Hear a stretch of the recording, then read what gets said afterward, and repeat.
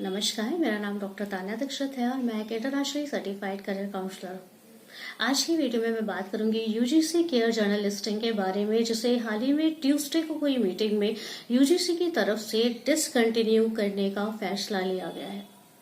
इन journals की listing को discontinue करने के साथ ही यूजीसी ने डिसाइड किया है कि कुछ पैरामीटर सजेस्ट किए जाएंगे जिसके बेस पर फैकल्टी मेंबर्स और स्टूडेंट्स अपने पेपर्स को पब्लिश कराने के लिए पीयर रिव्यू जर्नल्स को सिलेक्ट कर सकते हैं। इस नई गाइडलाइन के अकॉर्डिंग रिसर्च पब्लिकेशन के लिए AI generated content, citation records, ethical publishing practices और इम्पैक्ट फैक्टर को एज अ क्राइटेरिया मेंशन किया गया है, जिसके बेस पे डिसाइड किया जा सकता है कि हम किस तरह के रिसर्च पेपर में अपना पेपर पब्लिश करा सकते हैं। आपको बता दें कि 3 अक्टूबर 2024 को यूजीसी की मीटिंग में यह डिसाइड हो गया था कि यूजीसी की तरफ से जर्नल्स की यूजीसी केयर लिस्ट को डिसकंटिन्यू कर दिया जाएगा। पर मामला चल रहा था कि पैरामीटर्स को कैसे डिसाइड किया जाए, किन पैरामीटर्स के बेस पे हम ये आइडेंटिफाई कर पाएंगे कि कौन से रिसर्च जर्नल्स ऐसे हैं जिनमें हमें अपना पेपर पब्लिश कराना चाहिए, और वो एक स्टैंडर्ड कैसे सेट किया जाए जिसके बेस पे हम बेस्ट रिसर्च जर्नल्स को आइडेंटिफाई कर सकें। बहुत सारे क्रिटिसिज्म के बाद यूजीसी केयर जर्नल्स की लिस्टिंग को डिसकंटिन्यू करने का फैसला लिया गया है। यहाँ पे ध्यान देने वाली बात यह है कि जो रिसर्चर्स हैं और एकेडमिशियंस हैं, उन्होंने देखा कि जो जर्नल्स की क्वालिटी है उनको डिसाइड करने में बहुत दिक्कत आ रही है और कहीं ना कहीं इनका ओवर सेंट्रलाइजेशन हो रहा है। यूजीसी केयर जर्नल की लिस्ट को अपडेट करने में दिक्कतें आ रही हैं, कहीं ना कहीं उसमें देरी हो रही थी, जिनको लेके लोगों ने चिंता जताई। और प्रेडेटरी जर्नल्स को कैसे एक्सक्लूड किया जाए, ये एक बहुत बड़ा चिंता का विषय था इनके आगे। प्रेडेटरी जर्नल्स में आपको बता दूं, वो जर्नल्स होते हैं जिनकी क्वालिटी लो होती है और ये खाली अपने मॉनिटरी गेन के लिए, फाइनेंशियल बेनिफिट के लिए लोगों के पेपर्स को पब्लिश करते हैं और उनसे मोटी फीस लेते हैं। यूजीसी चेयरमैन जगदीश कुमार जी ने बताया, यूजीसी केयर जर्नल लिस्टिंग में किन जर्नल्स को इंक्लूड किया जाए और किन को एक्सक्लूड किया जाए, इसको लेके ना बहुत ज्यादा कॉन्फ्लिक्ट रहता था और डिसीजन मेकिंग में कई बार देखा जाता था कि यहाँ पे डिफिकल्टी हो रही है। दूसरा मेजर रीजन इस निर्णय के पीछे ये है कि यहाँ पे जो highly respected Indian language journals थे, कहीं ना कहीं वो भी एक्सक्लूजन का शिकार हो जा रहे थे कभी कभी। तो यहाँ पे इन सारी प्रॉब्लम्स को, इन मेजर इश्यूज को यहाँ पे रेस किया गया है। इन्हीं प्रॉब्लम्स को दूर करने के लिए यूजीसी की तरफ से ये डिसीजन लिया गया है।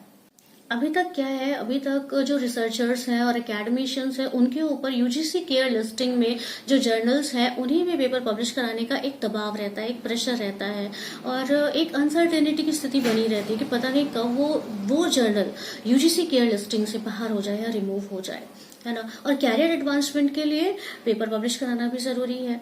तो यहाँ पे ना एक कॉन्फ्लिक्चुअल स्टेट रहती थी, कॉन्फ्लिक्ट रहता था, जिसको यहाँ पे दूर करने की कोशिश की गई है। यहाँ पे यूजीसी की तरफ से एक नई अप्रोच को फॉलो किया गया है और हायर एजुकेशन इंस्टीट्यूशंस को यूजीसी ने जर्नल एवेल्युएशन की जिम्मेदारी भी सौंपने की कोशिश की है। यूजीसी की तरफ से कहा गया है कि हायर एजुकेशन इंस्टीट्यूशंस हैं वो अपने इंस्टीट्यूशंस में जर्नल्स और पब्लिकेशंस की क्वालिटी को इवैल्यूएट करने के लिए कमेटी भी बना सकते हैं और ये कमेटियां, ये इंस्टीट्यूशनल मैकेनिज्म्स जो है वो यूजीसी के द्वारा जो पैरामीटर सजेस्ट किए गए हैं उसके अकॉर्डिंग होने चाहिए, एकेडमिक नॉर्म्स के साथ में अलाइंड होने चाहिए।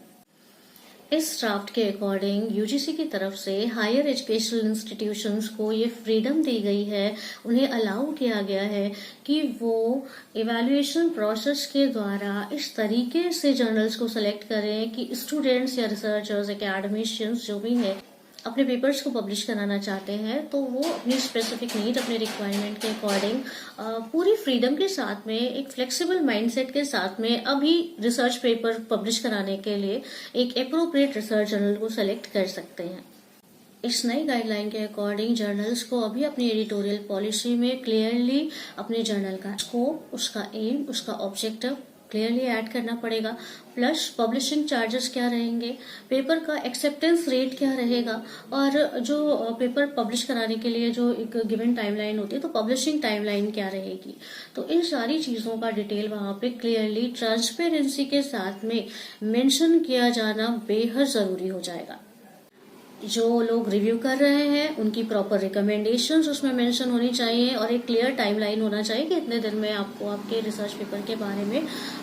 बता दिया जाएगा कि आपका पेपर सेलेक्ट हुआ है या रिजेक्ट हुआ है, और क्यों सेलेक्ट हुआ है रिजेक्ट हुआ है। आई थिंक यहाँ पे इससे मतलब यही है कि रिव्यूअर का जो रिकमेंडेशन होगा वो मेंशन किया जाएगा वहाँ पे विद प्रॉपर रीजंस। यहाँ पे यूजीसी की तरफ से एक और पैरामीटर रखा गया है जिसमें उन्होंने कहा है कि जो एडिटोरियल बोर्ड है वो भी जिस सब्जेक्ट से रिलेटेड जर्नल है उस एरिया में ना उनकी एक्सपर्टीज होनी चाहिए, और जो रिव्यू प्रोसेस है वो एक्सपर्ट्स के द्वारा बहुत ज्यादा रिगरसली किया जाना चाहिए। अगर कोई हायर एजुकेशनल इंस्टीट्यूट अगर इन मापदंडों को या जो एथिकल स्टैंडर्ड या पैरामीटर्स यूजीसी के द्वारा सेलेक्ट किए गए हैं या बताए गए हैं उनके अकॉर्डिंग अगर इनकी इवैल्यूएशन सिस्टम सक्सेसफुल नहीं हो पाता है इस तरह के प्रीडेटरी और ड्यूबियस जर्नल्स को आइडेंटिफाई करने में। ड्यूबियस जर्नल्स में बता दूं ये ओपन एक्सेस जर्नल्स होते हैं पर इनकी क्वालिटी लो होती है, ये बहुत ही लो स्टैंडर्ड जर्नल्स होते हैं। तो इनको आइडेंटिफाई करने में अगर कहीं ना कहीं ये सक्सेसफुल नहीं होता है तो उस इंस्टीट्यूट की रेप्यूटेशन खराब हो सकती है, प्लस वहाँ के जो फैकल्टी मेंबर्स हैं वो भी आइडेंटिफाई नहीं कर पाएंगे और कुछ तरह के जर्नल्स में अपने पेपर्स को पब्लिश करा लेंगे और बाद में उनको प्रॉब्लम होगी, तो उसकी वैल्यू ही नहीं होगी या फिर उसको लो क्वालिटी पेपर माना जाएगा, राइट। तो इस चीज को समझना है। तो ये एक नुकसान भी हो सकता है पर हमें मान के अभी से नहीं चल रहा है कि हमेशा रॉन्ग ही होने वाला है, गलती होने वाला है। हो सकता है आगे चल के जर्नल इवैल्यूएशन के लिए अगर इंस्टीट्यूशंस अच्छी टीम बनाते हैं, अच्छे सिस्टम को बनाते हैं, तो मुझे लगता है कि यहाँ पे इस रिस्क के होने का चांस बहुत कम हो जाएगा। यहाँ पे ये भी बताया गया है कि जो सजेस्टिव पैरामीटर्स है किसी भी जर्नल की क्वालिटी को आइडेंटिफाई करने के लिए उसमें प्रिलिमिनरी क्राइटेरिया है वैलिड जर्नल टाइटल, यानी कि जो जर्नल का टाइटल है वो वैलिड होना चाहिए। दूसरी चीज ISSN नंबर है फॉर प्रिंट और ऑनलाइन वर्जन दोनों के लिए, एंड पीरियोडिसिटी कितने पीरियड के बाद पब्लिश हो रहा है, एक कंसिस्टेंसी है या नहीं है उसको लेके पीरियोडिसिटी का एक क्राइटेरिया यहाँ पे मेंशन किया गया है, और कंटिन्यूटी इन पब्लिकेशन कि पब्लिश हो रहा है या नहीं हो रहा है, लगातार कितने पीरियड पे हो रहा है और पब्लिश हो रहा है नहीं हो रहा है, तो उसमें कंटिन्यूटी है या नहीं है। And apart from that transparent review policies, यानी कि अगर हम कोई पेपर वहां पे पब्लिश होने के लिए दे रहे हैं तो जो रिव्यू हो रहा है या जो टीम है जो रिव्यू कर रही है पेपर को तो उसमें ट्रांसपेरेंसी है या नहीं है, तो इसको भी इंश्योर करना बहुत जरूरी होगा। यहाँ पे भी बताया गया है कि इनका सर्टिफाइड डोमेन होना चाहिए जो कि प्रोफेशनली मैनेज किया जा रहा हो, और ओपन एक्सेस को लेके और सब्सक्रिप्शन को लेके यहाँ पे क्लियर पॉलिसी होनी चाहिए। साथ ही जर्नल को नेशनल और इंटरनेशनल रिपोजिटरीज में भी इंटीग्रेटेड होना चाहिए। Suppose one nation one subscription, मैं आपकी जानकारी के लिए बता दूं one nation one subscription ONOS इसका शॉर्ट फॉर्म है। इसका मतलब ये है कि ये एक ऐसा पोर्टल है जहाँ पे और आप कोई भी इंडिविजुअल वहाँ पे जाकर उस पर क्लिक करके सर्च पेपर्स के बारे में पढ़ सकता है या फिर उनके बारे में जानकारी ले सकता है। तो वहाँ पे इसका डेटाबेस जरूर होना चाहिए, वहाँ से लिंक्ड होना चाहिए या इंटीग्रेटेड होना चाहिए, है ना, तो जर्नल के लिए इम्पोर्टेंट होगा। दूसरी चीज यहाँ पे बताई गई है प्रीवियस इश्यूज की एक्सेसिबिलिटी इज वेरी इंपॉर्टेंट। अगर हम चाहते हैं कि किसी जर्नल का प्रीवियस इशू हम पढ़ सकें या प्रीवियस का प्रीवियस इशू लास्ट ईयर का कोई इशू था वो हम पढ़ना चाहते हैं तो उसका वो अंक हमें अवेलेबल हो और हम उसको जब चाहें हम उसको डाउनलोड कर लें और हम उसको पढ़ सकें। तो ये जो आर्काइवल पॉलिसी है इसे भी मेंटेन करने के ऊपर जोर दिया जा रहा है। तो इस तरह के जर्नल्स जो प्रॉपर आर्काइवल पॉलिसीज को फॉलो कर रहे हैं उन्हें इन पैरामीटर्स के अकॉर्डिंग हाई क्वालिटी जर्नल मानने का एक क्राइटेरिया माना जा सकता है। तो अगर प्रॉपर आर्काइवल पॉलिसीज को कोई जर्नल फॉलो कर रहा है और वो ONOS पे भी उसका डिटेल मेंशन्ड है या वहाँ के साथ में लिंक्ड या इंटीग्रेटेड है तो यूजीसी ने जो पैरामीटर सजेस्ट किए हैं उनके अकॉर्डिंग आई थिंक वो जर्नल जो है वो अच्छा माना जाएगा। जर्नल की क्वालिटी को इंश्योर करने के लिए ये भी देखा जाएगा कि किस क्वालिटी किस स्टैंडर्ड के रिसर्च पेपर्स उस जर्नल में पब्लिश हो रहे हैं। एडवांस एग्जिस्टिंग नॉलेज पे बेस्ड रिसर्च पेपर अगर किसी जर्नल में पब्लिश हो रहे हैं और एक बोलते हैं कुछ नया कर रहे हैं, हमने कुछ नया रिसर्च किया यानी कि दोबारा से हमने कोई शोध किया अभी तक किसी ने नहीं खोजा, अभी तक किसी ने नहीं ढूंढी, तो ऐसी कोई चीज हम लेकर आ रहे हैं लेटेस्ट टेक्नोलॉजिकल एडवांसमेंट के बेस पे या अपने एरिया में जिसमें हम पढ़ाई कर रहे हैं, जिसमें हम जिस डिसिप्लिन में हम एजुकेशन ले रहे हैं उस एरिया में एडवांस नॉलेज के बेस पे अगर हम रिसर्च करके एक पेपर पब्लिश कराते हैं तो वो स्टैंडर्ड को सेट करता है और वो उस जर्नल की क्वालिटी को और भी ज्यादा एनहांस कर देता है, उसके स्टैंडर्ड को बढ़ा देता है।